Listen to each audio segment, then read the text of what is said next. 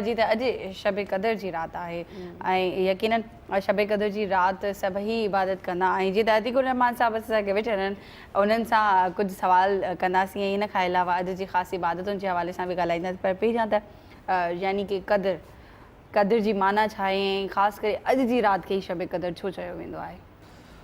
नहमदुहु व नुसल्ली अला रसूलिल करीम अम्मा बाद फ़अऊज़ु बिल्लाहि मिनश शैतानिर रजीम बिस्मिल्लाहिर रहमानिर रहीम। लैलतुल क़द्र जो मतिलबु आहे क़द्र जी राति। लैलतुन चइबो आहे अरबी में राति खे ऐं क़द्र जी राति। लेकिन जेकॾहिं अरबी ग्रामर जे हिसाब सां ॾिसजे ऐं अरबी लुगत जे एतबार सां ॾिसजे त इन जूं खोड़ सारियूं मानाऊं थी सघनि थियूं हिन राति जे हवाले सां। हिनखे शब क़द्र छो चयो वियो आहे, ॿियो को नालो छो कोन ॾिनो वियो आहे? जेका इस्तिलाही एतबार सां चइजे कंहिं बि नाले रखण जी वजह खे वजह तस्मिया चइबो आहे। यानी रमदान मुबारक खे रमदान छो चइबो, रबीउल अव्वल खे रबीउल अव्वल छो चइबो, इहा डिटेल आहे। मुख़्तलिफ़ शयुनि जा जेके नाला रखिया वेंदा आहिनि कंहिं न कंहिं वजह जे करे रखिया वेंदा आहिनि। त हिन राति खे शब क़द्र छो चयो वियो आहे? क़द्र जूं टे मानाऊं मुफ़स्सिरीन इकराम लिखियूं आहिनि। हिकिड़ी माना क़द्र जी लिखी आहे त क़द्र जो मतिलबु आहे तक़दीर, अंदाज़ो। हिन राति खे शब क़द्र इन करे चयो वेंदो आहे छो जो हिन राति में कंहिं मुस्लमान जो जेको मुस्तक़बिल में जेको कुझु थियणो आहे उन जे हवाले सां कंहिंखे हिन दुनिया मां रुख़्सत थियणो आहे, कंहिंजे लाइ केतिरो रिज़्क़ मुक़दर थियणो आहे, कंहिंजो निकाह थियणो आहे ऐं कंहिंखे हज बैतुल्लाह नसीबु थियणो आहे, कंहिंखे उमिरि जी सआदत नसीबु थियणी आहे। यानी उहे सभु उमूर जेके इंसान जी ज़िंदगी खां रिलेटेड आहिनि उहे सभु जेके हिन राति में जेके उहे फ़रिश्तनि खे अता कया वेंदा आहिनि अल्लाह तबारक व तआला जी तरफ़ां। त इन करे हिन खे तक़दीर जी राति यानी क़द्र जी माना तक़दीर जे एतबार सां यानी तक़दीर जी राति। हिकिड़ो त इहो हिन जो माना आहे, क़द्र जी माना आहे त तक़दीर। ॿी जेका माना आहे क़द्र चइबो आहे मर्तबे खे, मक़ाम खे। त सो हीअ राति जेका आहे मक़ाम वारी राति, यानी जॾहिं पोइ असां चवंदासीं लैलतुल क़द्र त हिन जो मतिलबु थींदो मक़ाम वारी राति, मर्तबे वारी राति। ऐं मक़ाम ऐं मर्तबे वारी राति हीअ इन करे आहे छो जो हिन राति में अल्लाह तबारक व तआला क़ुर जो नुज़ूल फ़रमायो।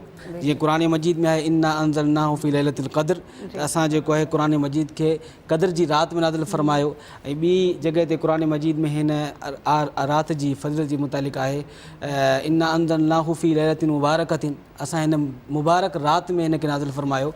त क़ुर मजीद जो नुज़ूल हिन राति में थियो। मुफ़स्सिरीन इकराम लिखनि था छो त क़ुर मजीद 23 साल ताईं मुसलसल आहिस्ता आहिस्ता नाज़िल थींदो रहियो। त हिकिड़ो सवाल पैदा थी सघे थो ज़हन में त पोइ हिकु राति में कीअं? त इन जो मुफ़स्सिरीन इकराम लिखनि था त लोहे महफ़ूज़ खां आसमानी दुनिया ते जेको क़ुर जो नुज़ूल थियो उहो हिन राति में थियो।